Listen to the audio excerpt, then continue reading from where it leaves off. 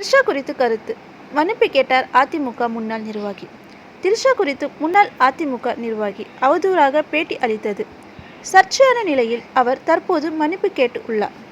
சேலம் மேற்கு ஒன்றிய அதிமுக செயலாளராக இருந்த ஏவி ராஜு அண்மையில் கட்சியில் இருந்து நீக்கப்பட்டார்.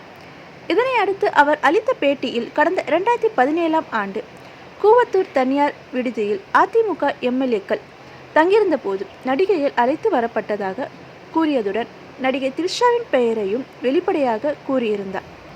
இது சமூக வலைதளங்களில் வைரலானது. இந்த பிரச்சனைக்கு இயக்குனர் சேரன் உள்ளிட்ட திரைப்பிரபலங்கள் பலர் தங்களது கண்டனங்களை தெரிவித்து வருகின்றனர். மேலும் இந்த பிரச்சனை நடிகை திரிஷா தனது எக்ஸ் தளத்தில் தனது கண்டனத்தை தெரிவித்துள்ளார்.